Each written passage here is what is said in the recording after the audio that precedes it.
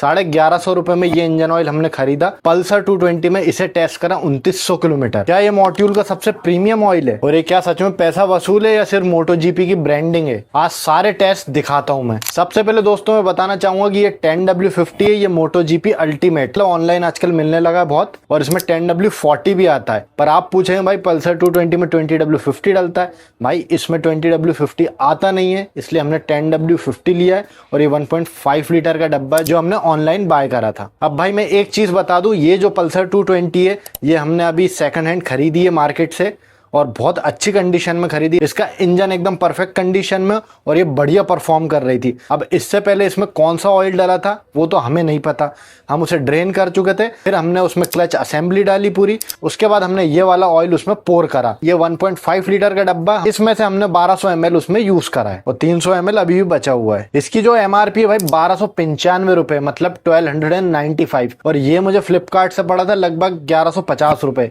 1150 rupees के लगभग। इसकी जो इंपोर्ट की डेट है भाई वो अक्टूबर 2025 की है और इसका जो कंट्री ऑफ ओरिजिन है वो है वियतनाम। ये जो ऑयल है ये 100% सिंथेटिक इस पे लिखा हुआ है, पर इसमें ईस्टर का नामो निशान नहीं है। पूरे बॉटल पे ईस्टर मेंशन नहीं है। मोटो 7100 में जो ईस्टर टेक्नोलॉजी आती है वो इसमें मिसिंग है। इसमें आपको मोटो जीपी की भाई सील भी मिल जाती है अलग से, जो कि भाई इसका मोटो जीपी पावर आता है, सस्ता ऑयल है 10W30, उसका रिव्यू मैंने कर रखा, आप आई बटन में लिंक डाल दूंगा, आप जाके देख सकते हैं। वो मुझे कोई इतना खास नहीं लगा था और ये भी मोटो जीपी सीरीज का ही है तो इसमें भी एक सील आती है। और ये ऑयल भाई API SP लेटेस्ट रेटिंग के साथ आता है। भाई एक इंटरेस्टिंग बात है, इसके लेबल पे क्लियरली मेंशन्ड है कि भाई API SP SN और SM तीनों के साथ ये कंपेटेबल है, मतलब जो बैकवर्ड वाली जो इसकी API रेटिंग्स है उनके साथ भी ये ऑयल कंपेटेबल है। तो भाई शुरू में हमने जब इस ऑयल को पोर करा, हमने यूज करा, भाई काफी गाड़ी स्मूथ लग रही थी, एकदम आवाज ही चेंज हो गई थी गाड़ी की और पिकअप भी बढ़िया हो गया था और गियर शिफ्टिंग भी एकदम स्मूथ थी। मतलब जैसे ही गाड़ी में ऑयल फैला 50-100 किलोमीटर बाद गियर शिफ्टिंग बहुत स्मूथ हो गई थी। और ये जो बाइक है इसे हमने भाई एक्सटेंसिवली राइड करा, मतलब एक दिन में 100 किलोमीटर भी राइड करा है। मात्र 20 से 25 दिन में हमने उसे 2900 किलोमीटर चला दिया है। मतलब हमने काफी राइड करा उसे और काफी हैवी टेस्टिंग करी है। हमने उसे मार्केट में भी दौड़ाया, हमने खुले रोड्स पे भी राइड करा, हमने तेज भगा के भी देखा और सिटी राइड भी करी उस पे। अगर उस बाइक का एवरेज निकाला जाए तो भाई लगभग 70 से 80 किलोमीटर डेली चली है वो। हमारी टीम ने मिलकर उसको चलाया, मैंने पूरा तो नहीं चलाया, मैंने लगभग उसे 500 किलोमीटर चलाया होगा, थोड़ा सा स्टार्टिंग में और थोड़ा सा 2500 किलोमीटर के बाद। भाई जब मैंने स्टार्टिंग में चलाया था तो भाई उसका जो पिकअप वगैरह था जैसे कि मैंने बताया सब कुछ स्मूथ था, गियर शिफ्टिंग भी स्मूथ थी, क्लच बिहेवियर भी स्मूथ था, हर चीज टॉप नॉच थी। उसके बाद हमारी टीम ने भी उसे चलाया, खूब राइड करा भाई, एकदम शिफ्टिंग वगैरह भी स्मूथ थी, सब कुछ स्मूथ था, कोई प्रॉब्लम नहीं आई थी। मतलब गाड़ी ट्रैफिक में भी अच्छा काम कर रही थी, बाइक उतनी ज्यादा हीट भी नहीं हो रही थी। मैंने उस बाइक को लगभग भाई 50 किलोमीटर लगातार राइड करा मार्केट सिटी मिक्स्ड कंडीशंस में। उसके बाद मैंने भाई उसकी इंजन की हीट टेस्ट करी ऑब्जेक्ट टेम्परेचर गन से, तो भाई जो टेम्परेचर आ रहा था वो भी अंडर लिमिट था, सेफ लिमिट था। भाई मैंने उसे काफी राइड करा। उसके बाद भाई 2500 किलोमीटर बाद जब मैंने राइड करा, गाड़ी तब भी स्मूथ थी, पर एक कंडीशन में थोड़ी सी रफ फील हो रही थी। 20-25 किलोमीटर हमने लगातार मार्केट में अगर उसे चला लिया हैवी ट्रैफिक में तो भाई बाइक का इंजन रफ फील होने लग रहा था। और दूसरी चीज गियर शिफ्टिंग भी थोड़ी सी हार्ड मुझे लगने लगी थी। और ये सब हुआ 2500 किलोमीटर के बाद।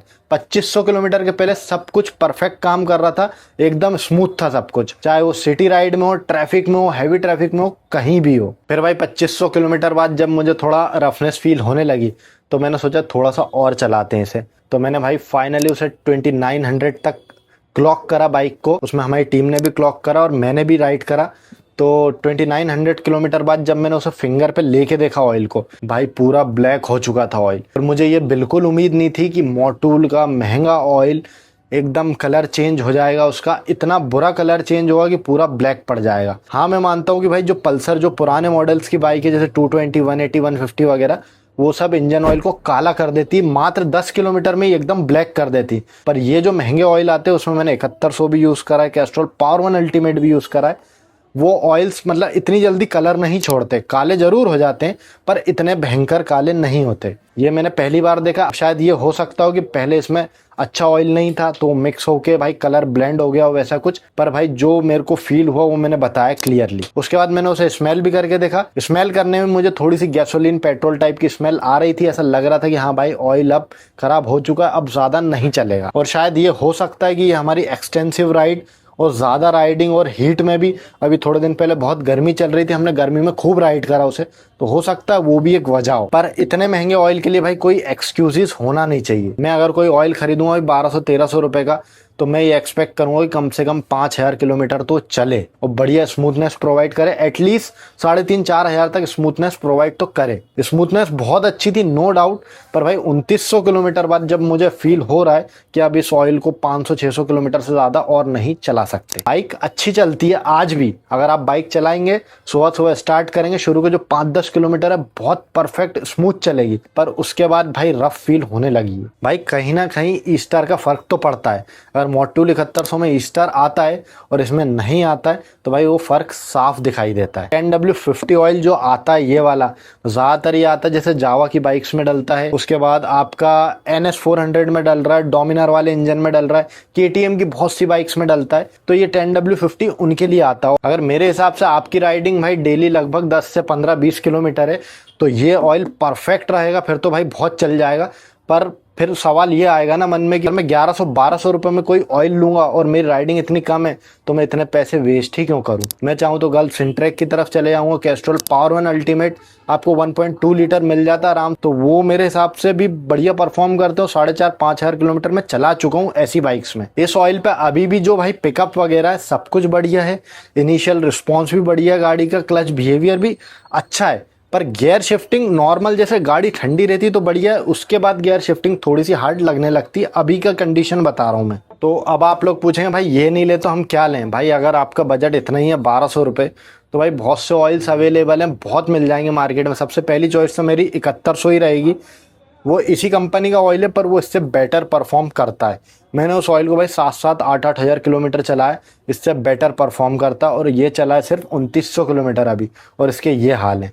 मैं ये नहीं बोल रहा हूँ ऑयल बुरा है, पर जितना इसका प्राइस है उसके हिसाब से ये वैल्यू फॉर मनी नहीं है। बहुत से लोग जो भाई NS400 है, जो भी गाड़ी में 10W50 लगता है उसके लिए लेने का सोच रहे हो, मैंने तो सिर्फ 220 में टेस्ट करा। अगर मैं NS400 में टेस्ट करता, वो तो हाइयर कंप्रेशन इंजन है, या KTM में टेस्ट करता, वो भी हाइयर कंप्रेशन इंजन है, तो उसमें क्या हाल होता है इस ऑयल का। तो मैं तो यही सजेस्ट करूंगा, अगर आप वो सब बाइक रखे हुए हो जिसमें 10W50 डलता है, तो भाई 7100 में भी 10W50 आ जाएगा।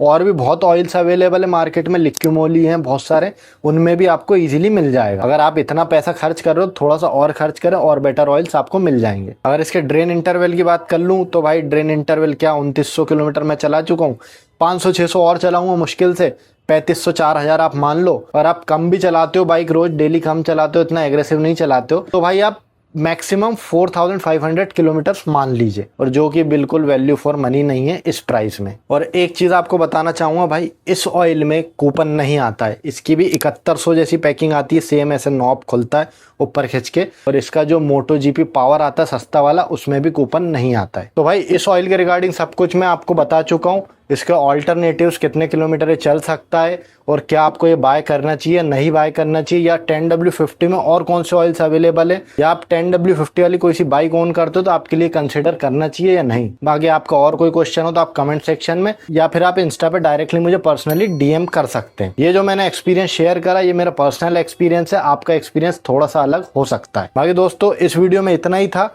मिलते हैं नेक्स्ट वीडियो में और बेहतर कंटेंट के साथ। Thank you guys for watching this.